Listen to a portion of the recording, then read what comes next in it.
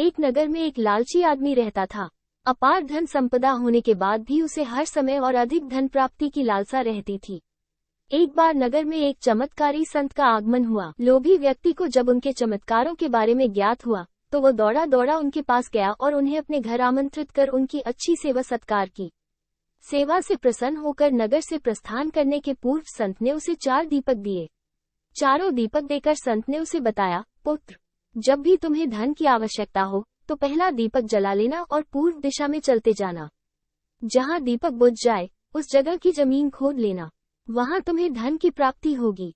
उसके उपरांत पुनः तुम्हें धन की आवश्यकता हुई तो दूसरा दीपक जला लेना, जिसे लेकर पश्चिम दिशा में तब तक चलते जाना जब तक वो बुझ ना जाए। उस स्थान से जमीन में गड़ी अपार धन संपदा तुम्हें प्राप्त होगा। धन की तुम्हारी आवश्यकता तब भी पूरी ना हो तो तीसरा दीपक जलाकर दक्षिण दिशा में चलते जाना। जहाँ दीपक बुझे वहाँ की जमीन खोदकर वहाँ का धन प्राप्त कर लेना। अंत में तुम्हारे पास एक दीपक और एक दिशा शेष रहेगी, किंतु तुम्हें न उस दीपक को जलाना है न ही उस दिशा में जाना है। इतना कहकर संत लोभी व्यक्ति के घर और उस नगर से प्रस्थान कर गए। संत के जाते ही लोभी व्यक्ति ने पहला दीपक जला लिया और धन की तलाश में पूर्व दिशा की ओर चल पड़ा। एक जंगल में दीपक बुझ गया। वहाँ की खुदाई करने पर उसे एक कलश प्राप्त हुआ। वो कलश सोने के आभूषणों से भरा हुआ था। लोभी व्यक्ति ने सोचा कि पहले दूसरी दिशाओं का धन प्राप्त कर लेता हूँ, फिर यहाँ का धन ले जाऊंगा। वो कलश वहीं झाड़ियों में छुपाकर उसने दूसरा दीपक जलाया और पश्चिम दिशा की ओर चल पड़ा। एक सुनसान स्थान में दूसरा दीपक बुझ गया। लोभी व्यक्ति ने वहाँ की जमीन खोदी। उसे वहाँ एक संदूक मिला जो सोने के सिक्कों से भरा हुआ था। लोभी व्यक्ति ने वो संदूक उसी गड्ढे में बाद में ले जाने के लिए छोड़ दिया। अब उसने तीसरा दीपक जलाया और दक्षिण दिशा की ओर बढ़ गया। वो दीपक एक पेड़ के नीचे बुझा। वहाँ जमीन के नीचे लोभी व्यक्ति को एक घड़ा मिला जिसमें हीरे मोती भरे हुए थे। इतना धन प्राप्त कर लोभी व्यक्ति प्रसन्न तो बहुत हुआ, किंतु उसका लोभ और बढ़ गया। वो अंतिम दीपक जलाकर उत्तर दिशा में जाने का विचार करने लगा, जिसके लिए उसे संत ने मना किया था। किंतु लोभ में अंधे हो चुके व्यक्ति ने सोचा कि अवश्य उस स्थान पर इन स्थानों से भी अधिक धन छुपा होगा जो संत स्वयं रखना चाहता होगा। मुझे तत्काल वहां जाकर उससे पहले उस धन को अपने कब्जे में ले लेना चाहिए। उसके बाद सारा जीवन मैं ऐशो आराम से बिताऊंगा। उसने अंतिम दीपक जला लिया और उत्तर दिशा में बढ़ने लगा। चलते चलते वो एक महल के सामने पहुंचा। वहां पहुंचते ही दीपक बुझ गया। दीपक बुझने के बाद लोभी व्यक्ति ने महल का द्वार खोल लिया और महल के भीतर प्रवेश कर महल के कक्षों में धन की तलाश करने लगा।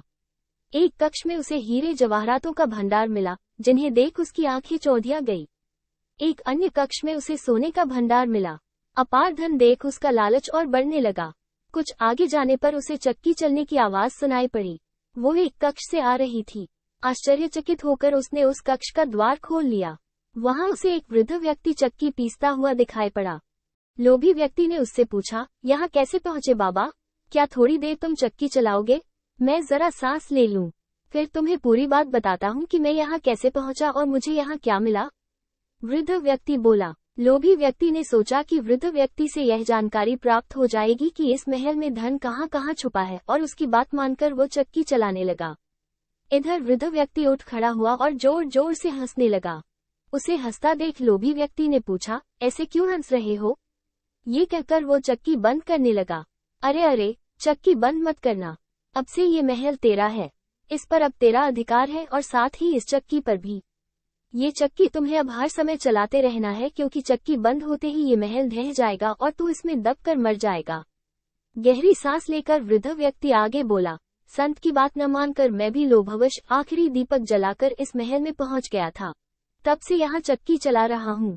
मेरी पूरी जवानी चक्की चलाते चलाते निकल गई। इतना कहकर वृद्ध व्यक्ति वहां से जाने लगा। जाते जाते ये बताते जाओ कि इस चक्की से छुटकारा कैसे मिलेगा? लोभी व्यक्ति पीछे से चिल्लाया, जब तक मेरे और तुम्हारे जैसा कोई व्यक्ति लोभ में अंधा होकर यहाँ नहीं आएगा, तुम्हें इस चक्की से छुटकारा नहीं मिलेगा। इतना कहकर वृद्ध व्यक्ति चला गया। लोभी व्यक्ति चक्की पीसता और खुद को कोसता रह गया। इस कहानी से हमें क्या सीख मिलती है कि लालच बुरी बला है, इसलिए लालच कभी न करें। फ्रेंड्स, आपको लालची आदमी की कहानी कैसी लगी? आप अपने कमेंट्स के द्वारा हमें अवश्य बताएं। ये कहानी अगर पसंद आया हो तो लाइक और शेयर करें। ऐसी ही और मॉरल स्टोरी हिंदी में पढ़ने के लिए हमें सब्सक्राइब कर लें।